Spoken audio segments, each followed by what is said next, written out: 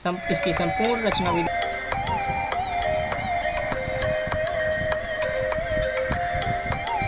जियो concepts नामक इस channel पर आप सभी का स्वागत है। आज के इस वीडियो में हम क्लाइमोग्राफ को जानने का प्रयास करेंगे और इसकी रचना विधि को भी समझेंगे। साथ ही साथ क्लाइमोग्राफ की संपूर्ण निर्माण प्रक्रिया को डिजिटल रूप से प्रदर्शित भी किया जाएगा।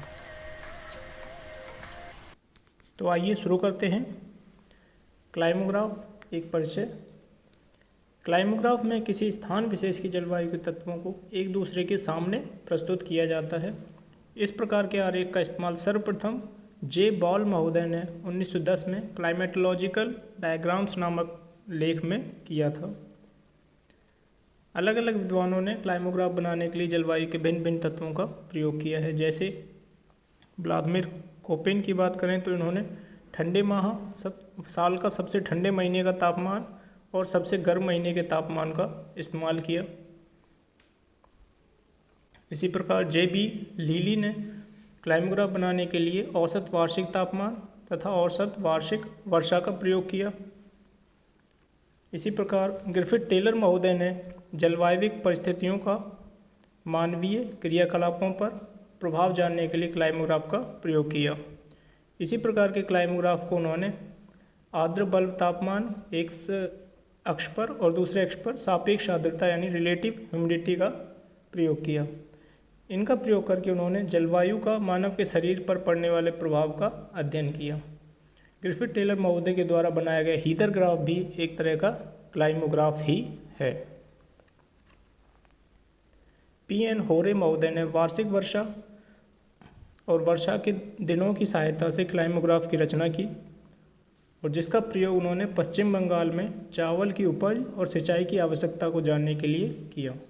इस प्रकार भिन्न भिन्न विद्वानों ने क्लाइमोग्राफ का प्रयोग करने के लिए अलग अलग जलवायु के तत्वों का इस्तेमाल किया है और उसका प्रयोग किया है।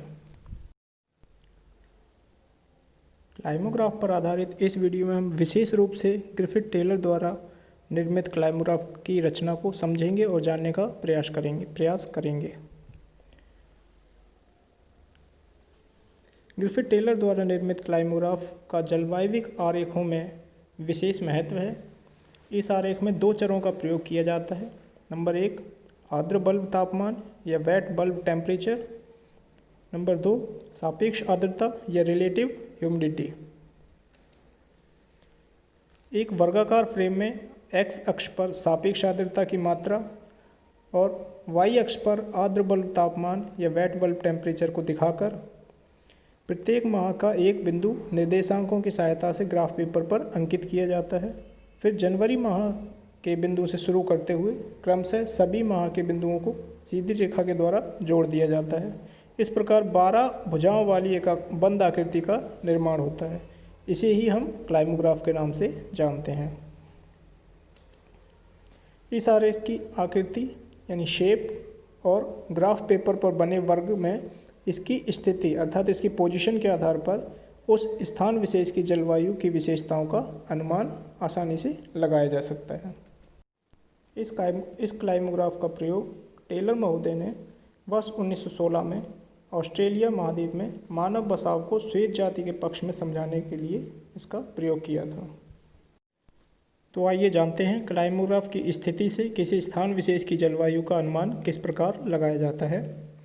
जैसा कि आपको पहले भी बताया है कि क्लाइमोग्राफ की रचना एक वर्गाकार चौखट के भीतर की जाती है और इस वर्गाकार चौखट में क्लाइमोग्राफ की पोजीशन या स्थिति क्या है उसके आधार पर जलवायु का अनुमान लगाया जाता है।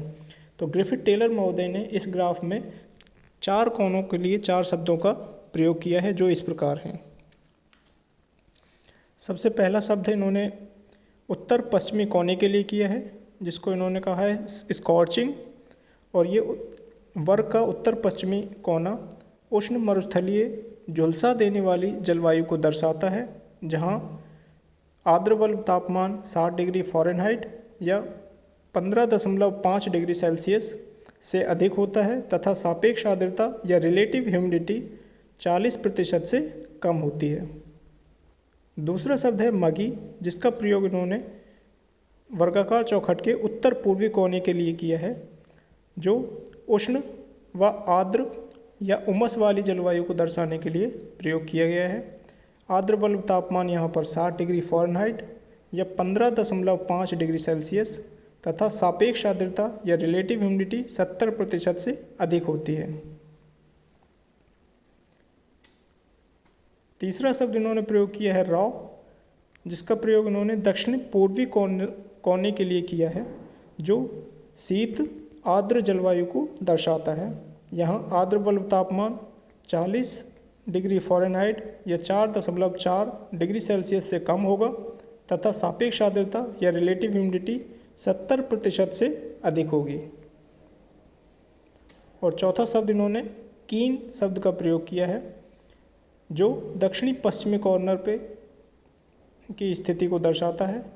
यह कॉर्नर शीतल शुष्क जलवायु को दर्शाता है, जहाँ पर आर्द्र बल्ब तापमान 40 डिग्री फ़ारेनहाइट या 4.4 डिग्री सेल्सियस से कम होगा तथा सापेक्ष आर्द्रता या रिलेटिव ह्यूमिडिटी 40% से कम होगी। इस प्रकार उन्होंने चारों कॉर्नर के लिए 4 अलग अलग शब्दों का प्रयोग किया है। अगर हम इन चारों शब्दों का रियल वर्ल्ड में या वास्तविक संसार में इसका हम पोजीशन देखें, स्थिति देखें, तो हम पाते हैं कि स्कॉर्चिंग शब्द उपोष्ण कटिबंधीय गर्म मरुस्थलीय जलवायु को अर्थात सब ट्रॉपिकल हॉट डेजर्ट क्लाइमेट को दर्शाता है तथा मगी शब्द विषुवतीय जलवायु या भूमध्य रेखीय जलवायु या इक्वेटोरियल क्लाइमेट को दर्शाता है, जबकि रॉ शब्द ब्रिटेन द्वीप समूह के प्रकार की जलवायु को दर्शाता है, जबकि कीन शब्द ठंडे मरुस्थल की जलवायु को दर्शाने के लिए प्रस्तुत किया गया है। यहाँ पर जिस प्रकार क्लाइमोग्राफ की वर्गाकार चौखट में पोजीशन या स्थिति से जलवायु का अनुमान लगाया जाता है, उसी प्रकार क्लाइमोग्राफ की खुद की आकृति या शेप के आधार पर भी स्थान विशेष की जलवायु का अनुमान लगाया जाता है या उसका पता चलता है। नंबर 1, यदि वर्गाकार चौखट में क्लाइमोग्राफ का शेप एक धुरा की आकृति का है या स्पिंडल आकार का शेप है, तो वहाँ पे क्लाइमोग्राफ शुष्क महाद्वीपीय जलवायु को दर्शाएगा। और यदि क्लाइमोग्राफ का आकार विकर्णीय है तो 2 स्थिति हमारे सामने आती हैं। नंबर 1, उत्तर पूर्व से दक्षिण पश्चिम की ओर उसका विस्तार होगा, तो इस प्रकार का क्लाइमोग्राफ मानसूनी जलवायु को दर्शाएगा। और यदि क्लाइमोग्राफ का आकार उत्तर पश्चिम दिशा से दक्षिण पूर्वी दिशा की ओर फैला हुआ होगा, तो वह भूमध्य सागरीय जलवायु को दर्शाएगा। और यदि संपूर्ण रूप से फैली हुई आकृति यानी पूरे वर्ग में फैली हुई आकृति अगर क्लाइमोग्राफ की है, तो वह ब्रिटिश द्वीप समूह के प्रकार की जलवायु को दर्शाएगा। इस प्रकार से ये 4 प्रकार की जलवायु का अनुमान क्लाइमोग्राफ की आकृति या शेप के आधार पर लगाया जा सकता है। तो आइए क्लाइमोग्राफ की रचना विधि को एक उदाहरण के माध्यम से समझने का प्रयास करते हैं। यहाँ एक प्रश्न दिया गया है कि निम्न तालिका में दिए गए श्रीनगर के आंकड़ों के आधार पर क्लाइमोग्राफ की रचना कीजिए। और नीचे टेबल में एक डेटा दिया गया है। श्रीनगर का औसत मासिक आर्द्र बल्ब तापमान तथा सापेक्ष आर्द्रता। यहाँ 12 महीने दिए गए हैं। 12 महीने का आर्द्र बल्ब तापमान डिग्री सेल्सियस में दिया गया है तथा सापेक्ष आर्द्रता प्रतिशत में दी गई है। इस आंकड़े के आधार पर हम क्लाइमोग्राफ की रचना करेंगे। तो आइए क्लाइमोग्राफ की रचना शुरू करते हैं। किसी भी आरेख का निर्माण करने से पहले हम पेज के चारों तरफ एक सेंटीमीटर का अंतराल लेकर एक पेज का बॉर्डर बनाते हैं। इस प्रकार अब आधार रेखा से 1 इंच का गैप लेकर हम एक बेस लाइन बनाएंगे इस प्रकार, और एक वर्ग का निर्माण करेंगे।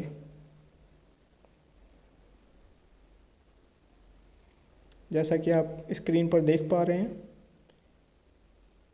एक वर्ग का हम निर्माण करेंगे।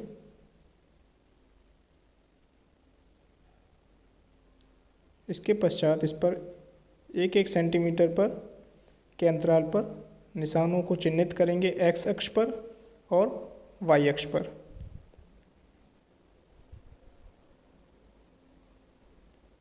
इसके पश्चात प्रत्येक चिन्ह द्वारा दिखाई जाने वाली वैल्यू को या मूल्य को वहाँ पर अंकित करेंगे। पहले वाई अक्ष पर करते हैं, फिर एक्स अक्ष पर, और प्रत्येक अक्ष के द्वारा दिखाए गए मद का वहाँ पर नामांकन करेंगे। इस प्रकार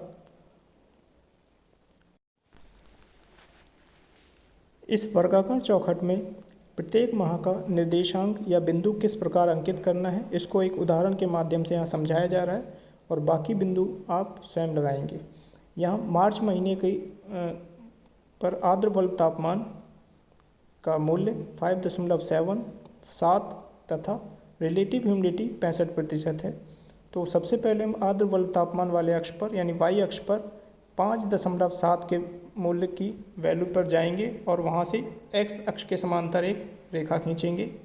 इसी प्रकार 65% रिलेटिव ह्यूमिडिटी वाले मूल्य पर जाएंगे और वाई अक्ष के समांतर एक रेखा खींचेंगे। इस प्रकार जहाँ पर ये दोनों बिंदु एक दूसरे से मिलेंगे वहाँ पर हमारा मार्च माह का निर्देशांक या बिंदु अंकित हो जाएगा। इस प्रकार इसी तरह से आपको प्रत्येक माह की एक बिंदु लगानी है। इस प्रकार वर्गाकार चौखट के चारों कॉर्नर पर ग्रिफिथ टेलर महोदय द्वारा दिए गए चारों शब्दों को अंकित कर दिया जाएगा इस प्रकार, और प्रत्येक माह का एक बिंदु अंकित किया जाएगा पहले बताई गई विधि के द्वारा, और फिर प्रत्येक माह के द्वारा प्रत्येक बिंदु जिस माह का है वहाँ पर उस महीने के पहले अक्षर को अंकित कर देंगे। इस प्रकार अब जनवरी माह से स्टार्ट करके या शुरू करके प्रत्येक माह के बिंदुओं को एक सीधी रेखा के माध्यम से जोड़ा जाएगा और हमें क्रमशः चलना है। जनवरी से फरवरी, फरवरी से मार्च, मार्च से अप्रैल, अप्रैल से मई, मई से जून, जून से जुलाई, जुलाई से अगस्त, अगस्त से सितंबर, जैसा कि आपको स्क्रीन पर दिखाया जा रहा है, सितंबर से अक्टूबर, अक्टूबर से नवंबर, नवंबर से दिसंबर, और दिसंबर वाले बिंदु को जनवरी माह के बिंदु से जोड़ दिया जाएगा, जैसा कि आपको स्क्रीन पर दिखाया गया है। अब हमारे पास क्लाइमोग्राफ की जो आकृति बनी है यह 12 भुजाओं वाली बंद आकृति है। ये बनाने के बाद अब इस ग्राफ के शीर्ष पे क्लाइमोग्राफ ऑफ श्रीनगर नामक शीर्षक लिख दिया जाएगा। जिस भी स्थान का आप क्लाइमोग्राफ बना रहे हैं वहाँ पे शीर्षक में उस स्थान का नाम दिया जाएगा। हमने ये ग्राफ श्रीनगर का बनाया है, इसीलिए यहाँ पर हमने शीर्षक दिया है क्लाइमोग्राफ ऑफ श्रीनगर। इस प्रकार हमारा क्लाइमोग्राफ बनकर तैयार हो गया है।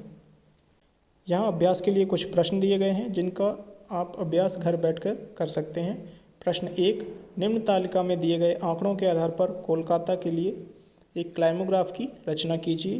प्रश्न नंबर 2 है, निम्न तालिका में दिए गए आंकड़ों के आधार पर अम्बाला के क्लाइमोग्राफ की रचना कीजिए। इन 2 प्रश्नों का अभ्यास आप घर पर कर सकते हैं।